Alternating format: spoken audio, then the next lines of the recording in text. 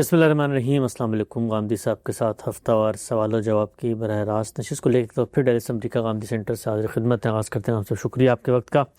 ہم سب اسی جگہ پر بیٹھ کے آج سے کم و بیش 2-2.5 سال پہلے، جس وقت امریکی حکومت نے اپنے فوجیوں کا افغانستان سے انخلا کیا تھا، تو آپ سے ہم نے گفتگو کی تھی۔ مختلف قسطیں موجود ہیں، لوگ تاریخ کو جا کر وہاں پڑھ سکتے ہیں۔ غامدی صاحب نے متنبع کیا تھا کہ ہم اپنے پڑوس میں جس طرح کے مذہبی گروہ کی حکومت کو حمایت کے ذریعے سے لانے کی کوشش کر رہے ہیں، اس کا ایک بہت خطرناک نتیجہ اور خمیازہ ہے جو ہمارا ملک اور ہماری قوم اور یہاں کے ادارے بھگتیں گے۔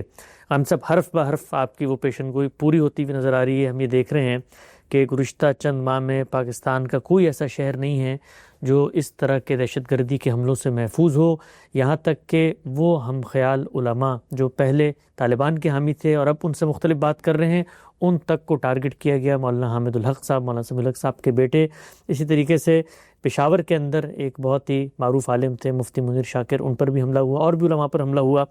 پوچھنا میں آپ سے بھی چاہتا ہوں، آپ نے یہ متنبع کیا بار بار اور قوم کو بھی، اداروں کو بھی بتایا کہ یہ ایک بہت ہی مہلک ٹائم بوم کی اصطلاح غامدی صاحب نے استعمال کی تھی، جس کو ہم نے اپنے پڑوس میں رکھ دیا ہے اور یہ پھٹے گا اور اس کے اثرات ہم محسوس کریں گے۔ پوچھنا میں آپ سے چاہتا ہوں، کیسے تجزیہ کیا تھا آپ نے؟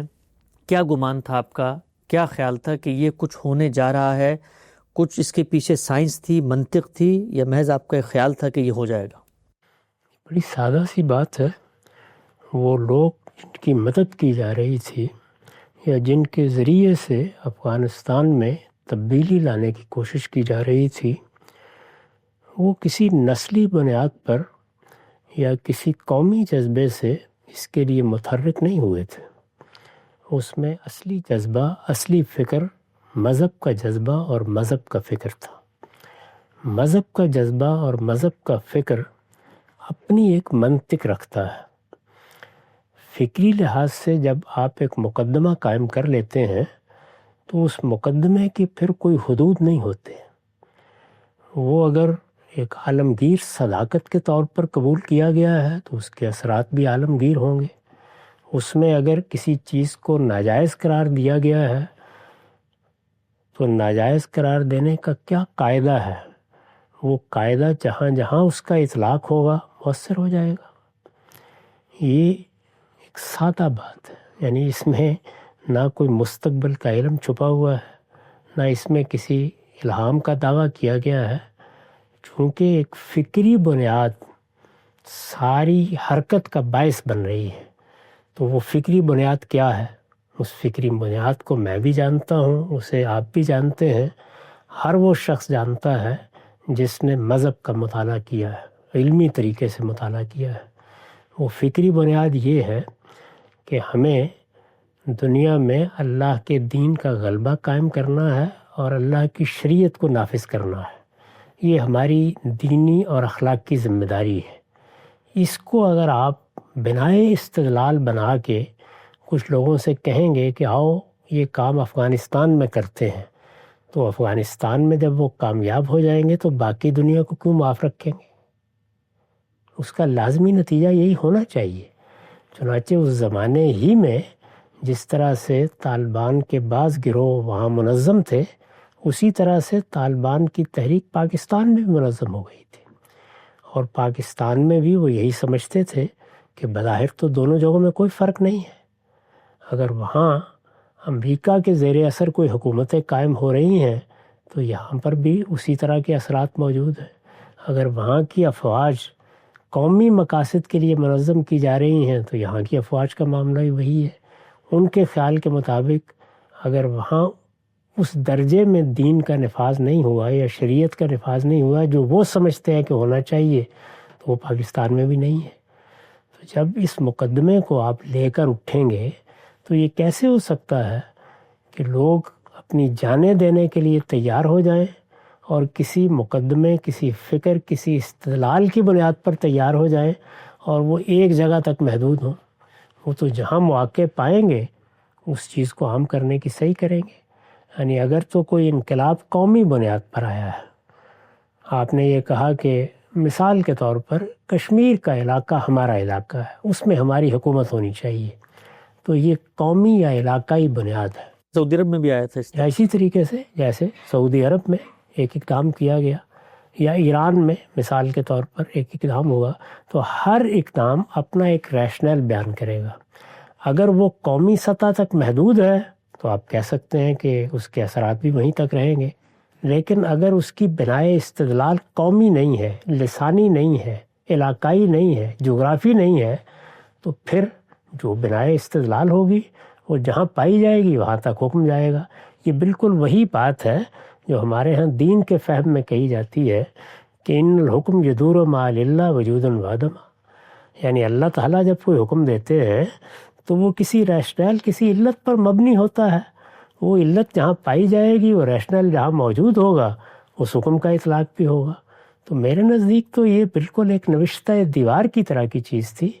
میں اس کو پڑھ رہا تھا، مجھے معلوم تھا کہ یہی ہونا ہے، یہی ہوگا، چنانچہ میں نے اس پر لکھا بھی ہے، میری کتاب مقامات میں ہے کہ اگر آج آپ اس بنائے استدلال کو ختم نہیں کریں گے تو آخر میں پھر اس طرح کی چیزوں کا علاج یہی ہوتا ہے کہ لڑنے مرنے ہی سے ختم ہوتی ہیں، اور لڑنے مرنے کے نتائج کیا ہوں گے؟ وہ قوت کے تناسب پر نکل آتے ہیں۔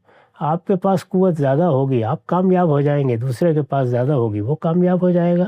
اس لیے کہ جب قوت کا مقابلہ ہوتا ہے تو اس میں تو قوت کا تناسب ہی اصلاً فیصلہ کن ہوتا ہے۔ لیکن بنائے استدلال کیا ہے؟ افغانستان میں جو لوگ لڑنے کے لیے گئے، ان کی بنائے استدلال اگر افغانستان کے علاقے تک محدود تھی تو پھر آپ توقع کر سکتے تھے کہ وہ وہاں سے نہیں نکلیں گے، اور اگر ایسا نہیں ہے تو یہ کیسے ہو سکتا ہے کہ نفاذ شریعت کا مقدمہ ہو اور آپ یہ کہیں کہ نفاذ شریعت تو اللہ کا صرف افغانستان کی حد تک مطالبہ ہے۔ وہ مطالبہ جہاں جہاں پہنچے گا وہاں اس کے اثرات بھی ہوں گے اور وہاں وہ دعوت بھی اپنے لیے برگوپار تلاش کرے گی۔ یہ ناگزیر تقاضا ہے۔ اس ناگزیر نتیجوں کو میں نے بیان کر دیا تھا۔ اچھا ہم سب یہ جو ہمارے مثال کے طور پر ریاست کے کارپرداز ہیں، ادارے ہیں، وہ اس سے پہلے معاملے کو ایسے دیکھ رہے تھے کہ بھئی گڈ طالبان اور بیڈ طالبان پاکستان کے اندر جو تھے ان کو وہ روکتے تھے، اور افغانستان کی حد تک آنکھیں بند کی ہوئی تھیں، اور وہاں پر پھر ظاہری بات فتح ہوئی۔ تو ہمارا یہ خیال تھا کہ افغانستان وہ خطہ ہے جہاں پر عالمی قوتیں اپنے مختلف پراکسی کھیل کے پاکستان کو نقصان نہ پہنچائیں، اس لیے ہماری حمایت یافتہ وہاں پہ حکومت ہونی چاہیے۔ لیکن جو تخمینے تھے، جو اندازے تھے، جو تائید اور نصرت کی تاریخ تھی، اس سے تو بڑا مختلف نتیجہ نکلا کہ وہ لوگ جن کو ہم اپنا محسن سمجھتے تھے بالکل ہی نظریں پھیر لیں، اور پاکستان تاریخ میں پہلی دفعہ اقوام متحدہ میں طالبان کے خلاف مقدمہ لے کر گیا ہے کہ وہاں پر دہشت گردی کی پناہ گاہیں ہیں۔ پوچھنا میں آپ سے چاہتا ہوں کہ جو وہاں پر لوگ بیٹھے ہوئے ہیں، آخر وہ بھی تو سوچتے ہوں گے کہ ہمیں ایک حکومت مل گئی ہے تو اب ہم اپنی جو بھی شریعت نافذ کرنی ہے اپنے علاقے میں کریں، اور جو ہمارے محسنین تھے انہوں نے ہم سے نظریں کیسے پھیر لیں ہم سے؟ یہ جہاں سے آپ نے بات اٹھائی ہے وہ مقدمہ ہی صحیح نہیں ہے۔ یعنی نہ کوئی برے طالبان تھے نہ اچھے طالبان تھے، سب ایک ہی طرح کے طالبان تھے۔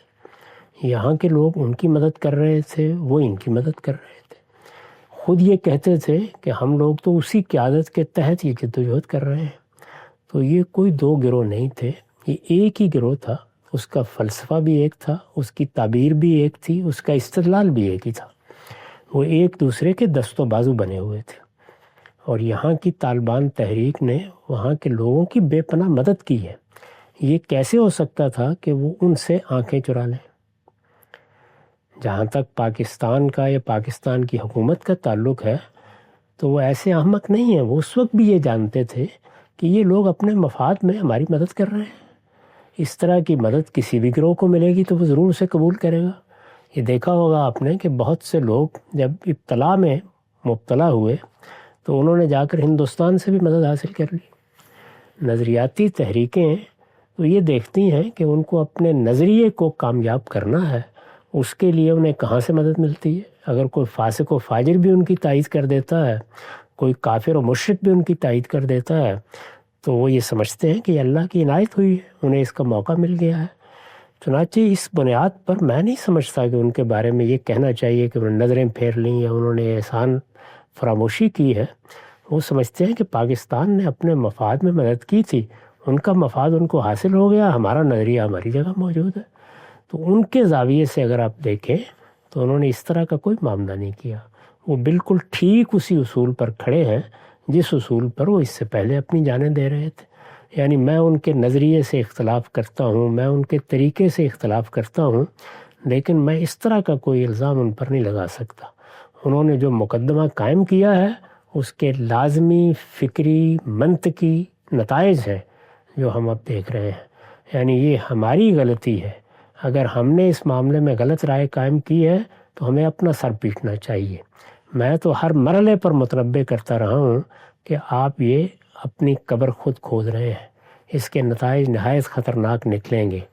جب آپ اپنے ہمسائے میں مذہبی بنیاد پر ایک حکومت قائم کر لیں گے اور وہ ایک ایسا فکر رکھتی ہے جو فکر آپ کے مدارس میں پڑھایا جا رہا ہے، جس کے سرپرست آپ کے اپنے علاقوں میں موجود ہیں، تو آپ پھر تیار رہیے اس کے لیے کہ وہ آپ کے خلاف بھی جب موقع پائیں گے اسی نوعیت کے اقدامات کریں گے۔ یہ بات بھی ہم جانتے تھے کہ افغانستان نے کبھی اس سرحد کو قبول نہیں کیا جسے ہم پاکستان اور افغانستان کے درمیان ڈیورنڈ لائن کے نام سے اپنی سرحد سمجھتے ہیں، وہ اس کو قبول ہی نہیں کرتے۔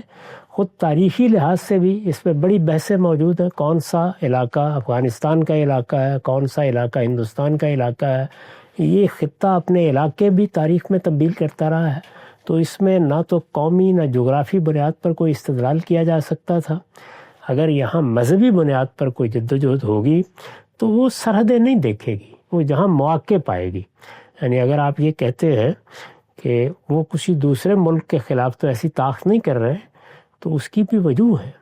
یعنی موقع کہاں ہے، ہم کہاں آگے بڑھ سکتے ہیں۔ جو شخص بھی جنگ و جدال کا طریقہ اختیار کرے گا وہ اندھا اور بہرا ہو کر یہ طریقہ اختیار نہیں کرے گا، وہ اپنے لیے مواقع کا اندازہ کرے گا۔ اگر اس کے لیے مواقع موجود ہے تو وہ یقیناً اس کی جانب بڑھے گا۔ اب اگر وہاں کے لوگ ان کو روکیں گے بھی، جو یہاں سے طالبان گئے ہوئے ہیں، تو یہ اتنا آسان نہیں ہے کہ وہ رک جائیں۔ اس کے لیے بڑی محنت کی ضرورت ہوگی، اور جو کچھ بھی یہاں ریشنل موجود ہے یا جو بنیادیں موجود ہے یا جو علم موجود ہے، ان میں سے ایک ایک کو لے کر اس کا تجزیہ کر کے جب تک آپ اس کا کوئی علاج نہیں سوچیں گے کچھ نہیں ہو سکتا، کیونکہ منطق بے رحم ہوتی ہے۔ یہ بات ہی غلط تھی بالکل۔ افغانستان میں کسی شخص بے گناہ کو مارنا جائز ہے، پاکستان میں ناجائز ہے، یہ کیسے ہو سکتا ہے؟ افغانستان کی افواج کے خلاف اقدام کرنا جائز ہے، یہاں کی افواج کے خلاف اقدام کرنا ناجائز ہے، یہ کیسے ہو سکتا ہے؟ یعنی آپ کسی آدمی کو جب مذہب کی بنیاد پر یا فکر کی بنیاد پر یا منطق کی بنیاد پر قائل کریں گے تو وہ تو پوچھے گا کہ دونوں میں یا تو آپ بتائیے فرق کیا ہے، دونوں میں کوئی فرق نہیں ہے۔ وہاں پر جو دستور بنایا گیا تھا وہ ہمارے ملک کے دستور سے زیادہ اسلامی ہے، ابھی کسی وقت اس کا تقابل کر کے دیکھ لیجیے۔ وہ ہماری مذہبی اور ہماری ملی روایت کے زیادہ قریب ہے جو اس وہاں منایا گیا تھا۔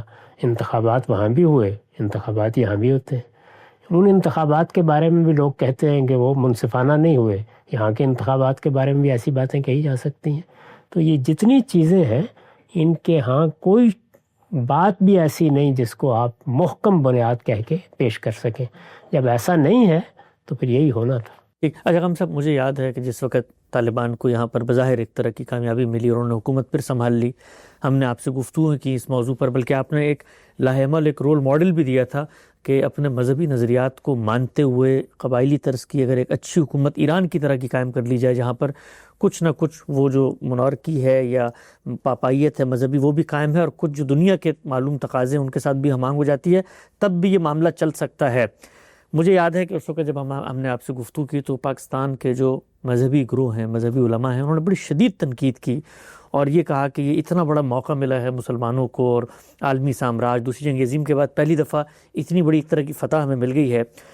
ہم جب ایک اور چیز جو میں چاہتا ہوں اس موقع پہ ڈسکس کریں، وہ جو ایک فتح کے شادیانے بجائے جا رہے تھے، اب جو صورتحال سامنے آ رہی ہے اس میں تو باتیں یہ ہیں کہ خود طالبان عالمی برادری کے ساتھ معاملہ کر رہے ہیں، بہت سارے معاہدات انہوں نے کیے ہوئے تھے، اب امریکہ وہاں پر دوبارہ سے اپنی بیسیں لینے کے لیے آ رہا ہے، تو وہ جو مسلمانوں کو ایک پورا کا پورا شاہکار نظر آیا تھا فتح کا، جیسے ہم نے پوری دنیا کو شکست دے دی ہے، وہ اندر کی کہانی تو کچھ اور نظر آ رہی ہے۔ اپنی قوم کو فتح کیا گیا تھا، یعنی افغانستان کے لوگ مسلمان ہیں، افغانستان مسلمانوں کا ملک ہے، صدیوں سے مسلمانوں کا ملک ہے، اس کو فتح کیا گیا تھا۔ یہ ایسے ہی ایسے ہماری فوج کبھی کبھی اپنا ملک فتح کر لیا کرتی ہے، تو ایسی فتوحات کے اوپر جو لوگ خراج تحسین پیش کرتے ہیں ان سے ہمدردی کرنی چاہیے۔ ٹھیک، اچھا ہم صاحب، اس وقت علماء خود اس اتاب کی زد میں ہیں. ہم نے دیکھا کہ اکوڑا خٹک کا وہ مدرسہ کہ جہاں سے خود طالبان کی تحریک ابھری تھی، اسی مدرسے کے اندر آ کے خودکش دھماکے ہو رہے ہیں. وہی اساتذہ، وہی علماء جن کو انہوں نے وہ سبق پڑھایا تھا. تو یہ چیز بہت بڑا ایک طرح کا ڈرامہ ہے خود علماء کے لیے کہ ہم تو یہ توقع نہیں کر رہے تھے کہ ہم جیسے لوگوں کو جو ان کے محسنین ہیں وہ ان کے قتل کے در پہ ہو جائیں گے. تو یہ بروٹیلٹی کیسے پیدا ہو گئی ان کے اندر؟ بہت سادہ بات ہے. یعنی جن لوگوں نے یہ فکر ان کو دیا تھا کہ نفاذ شریعت کے لیے یہ اقدام کرنا چاہیے، اس کے لیے منظم ہو کر جدوجہد کرنی چاہیے، یہ جمہوریت اور اس طرح کی چیزیں یہ تو محض کفر ہیں. ان کی کیا حقیقت ہے؟ اصل چیز یہ ہے کہ قوت بازو سے خدا کے دین کا غلبہ قائم کر دیا جائے. یہ سبق دیا تھا. اب جب وہ یہ کہتے ہیں کہ پاکستان میں تم یہ نہیں کر سکتے یا پاکستان میں یہ کرنا ناجائز ہے، تو یہ بات ان کی سمجھ میں نہیں آتی. میں نے عرض کیا ہے کہ جو منطق، جو بنائے استدلال آپ قائم کریں گے، جو ریشنل آپ بتائیں گے، تو انسانی عقل اس کا اطلاق کرے گی دوسری جگہوں کے اوپر بھی. وہ فرق بتائیے نا کیا ہے. وہ فرق ان کے لیے سمجھنا کم و بیش ناممکن ہے. یعنی وہ یہ سمجھتے ہیں کہ ہم نے اپنا مقصد ایک جگہ حاصل کر لیا ہے، ایک قوم، ہماری اپنی قوم ہم نے فتح کر لی ہے. یہ بھی ہماری اپنی قوم ہے، اس پر بھی کچھ دوسرے لوگ مسلط ہیں، یہاں پر بھی غیر قوموں کے اثرات ہیں. بڑی طاقتوں نے یہاں کی قوتوں کو بھی اعلی کار بنایا ہوا ہے، ان کو بھی ہمیں اس سے نجات دلانی ہے. تو وہاں پر بھی وہ بڑی قوتوں کے اثرات سے لڑ رہے تھے، یہاں پر بھی لڑنے کے لیے تیار ہیں. ان کا مقدمہ یہ ہے. اب جب تک آپ اس مقدمے کے بنیادی چیزوں کو ہدف بنا کے اس کی غلطی واضح نہیں کریں گے، اور یہ ان پر واضح اللہ کرے کہ ہو جائے، اس وقت تک آپ اس کو نہیں روک سکتے. اور جب آپ کسی چیز کو منطق اور استدلال سے نہیں روک سکتے تو پھر قوت سے روکیں گے. قوت تو پھر ظاہر ہے کہ قوت کے تناسب سے فیصلہ کن ہوتی ہے. تو آپ زیادہ سے یہ کہہ سکتے ہیں کہ اللہ کا شکر ہے ہماری فوج بہت منظم ہے، بڑی تعداد میں ہے، ہم نے اس پر بہت خرچ بھی کیا ہے، تو انشاءاللہ وہ روکنے میں کامیاب ہو جائے گی، یہ کہہ سکتے ہیں.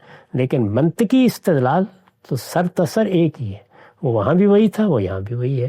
تو جب آپ وہاں اس منطقی استدلال کو قبول کریں گے تو یہاں پر بھی وہ اسی طریقے کی تحریک پیدا کرے گا، اسی طرح کا جذبہ پیدا کرے گا. اور لوگ اگر بظاہر آپ کی بات مان بھی لیں گے تو بباطن ان کے دل انہی کے ساتھ ہوں گے. اجام صاحب، آپ نے فرمایا کہ طاقت جس کی زیادہ ہوگی ظاہری بات ہے وہ پھر غلبہ بھی پا لے گا اور صورتحال کو کنٹرول بھی کر لے گا. ہمارا ملک جس معاشی تنگی سے گزر رہا ہے اور جو کچھ وہاں پر اس وقت سیاسی عدم استحکام ہے، ہم نے دیکھا کہ ہماری فوج نے ایک بڑی عظیم جنگ لڑی ضرب اسپ کے نام سے اور اس کا خاتمہ کیا. تصور میں آتا تھا کہ شاید یہ معاملہ ختم ہو گیا ہے، لیکن اگر پھر سے اسی نوعیت کی جنگ ہوگی تو پھر اس کی قیمت ہے جو ہماری قوم نے پچھلے 5-7 سال بھی چکائی، مزید بھی چکانی پڑے گی. اس سب میں کوئی ایک ایسا 1 پوائنٹ ایجنڈا، کوئی لاہ عمل جو پاکستان کو مثبت تبدیلی کی طرف لے جا سکے. ہماری مسلح افواج جو اس بڑے چیلنج سے نبرد آزما ہیں، وہ لڑنے کے علاوہ اور کیا کر سکتے ہیں سماجی سطح پر، یا ہمارے دانشور یا ہمارے علماء، کہ جس سے یہ افراد بار بار پیدا نہ ہو؟ انہوں نے جو پالیسی بنائی تھی اس کا تجزیہ کریں، اس کی غلطی کو سمجھیں، اس غلطی کا برملا اعتراف کریں. غلطی کا برملا اعتراف کوئی کمزوری نہیں ہوتی. یہ مانیں کہ یہ ساری اسکیم منطقی لحاظ سے، استدلال کے پہلو سے، مذہبی نقطہ نظر سے ایک غلط اسکیم تھی.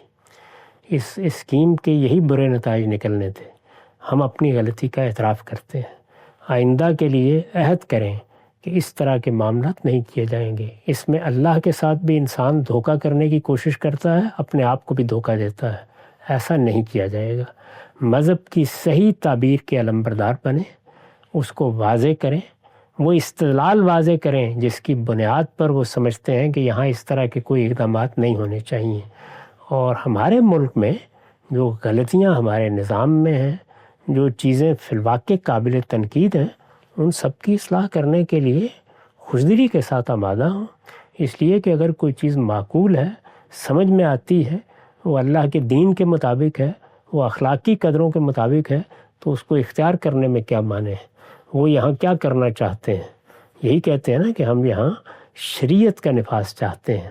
شریعت کیا ہے، اس کے کیا تقاضے ہیں، ان کو سامنے رکھ کے استدلال کے ساتھ یہ بتایا جائے ہم کیا کر چکے ہیں، ہم کیا آگے جا کے کریں گے، کیا چیزیں کرنی ہمارے لیے مشکل ہیں، اس میں ہمارا عذر کیا ہے. تو اس میں آپ علم کی سطح پر بھی اپنا نقطہ نظر بیان کریں، اپنی غلطیوں کا اعتراف بھی کریں، اور آئندہ سے طے کر لیں کہ آپ اصولوں کی بنیاد پر خارجہ پالیسی بنائیں گے۔ اصولوں کی بنیاد پر خارجہ پالیسی اگر بنائی جائے تو پھر اس طرح کی صورتحال کبھی پیش نہیں آتی۔ افغانستان کے معاملے میں ہمیں کیا کرنا تھا؟ ہمیں ہر حال میں وہاں ایک جمہوری حکومت کی تائید کرنی چاہیے تھی۔ افغانستان کی قوم کے اس حق کو ماننا چاہیے تھا کہ انہیں اپنے حکمران منتخب کرنے کا موقع ملنا چاہیے، اور اب بھی ہمارا مطالبہ یہی ہونا چاہیے کہ افغانستان کے عوام کو یہ حق ملے کہ وہ اپنے لیے حکمران منتخب کریں، یعنی وہی سیاسی اقدار جن کا میں بارہا ذکر کرتا ہوں، جمہوریت، انسان کے بنیادی حقوق کی حفاظت، قانون کی حکمرانی، ان چیزوں کو آج بھی آپ اسی طرح اختیار کریں، اور بغیر کسی شرط کے اور تحدید کے دنیا میں جہاں بھی کوئی معاملہ ہو رہا ہے وہاں انہی کے علمبردار بن کر کھڑے ہوں۔ اگر کس کی تائید کریں تو انہی پر تنقید تائید کریں، اور کسی سے اختلاف کریں تو انہی کی بنیاد پر اختلاف کریں، تو پھر آپ کا ایک موقف ہوگا، اس کو دنیا کی بھی تائید حاصل ہوگی، اس کو اللہ تعالیٰ کی بھی تائید حاصل ہوگی، اور اس میں کوئی شبہ نہیں ہے کہ اللہ تعالیٰ نے ایسے اسباب فراہم کر رکھے ہیں کہ آپ اس بحران سے نکل جائیں گے۔ لیکن یہ سب چیزیں ضروری ہیں، ان کے بغیر تو پھر ظاہر ہے کہ طاقت کا اندھا استعمال ہے۔ اس میں نے پہلے عرض کر دیا کہ وہاں تو طاقت کا نسبت تناسبی فیصلہ کن ہوتا ہے۔ بالکل واضح ہو گیا اس وقت پاکستان پر جو خطرات کے بادل چھائے ہوئے ہیں، اور ایک طرح کا ٹائم بوم جس کو قرار دیا تھا غامدی صاحب نے، ہمارے پڑوس میں موجود ہے، وہ پھٹنے کو تیار ہے۔ اس کے مظاہر روز ہماری گلی بازار میں، چوک چوراہوں میں نظر آ رہا ہے۔ کچھ خون کا بازار گرم ہو رہا ہے، اس سے کیسے نکلا جا سکتا ہے؟ غامدی صاحب سے ہم نے استفادہ کیا، وقت یہاں پہ ختم ہوتا ہے، دوبارہ حاضر خدمت ہوں گے، اب تک آپ کا بہت شکریہ۔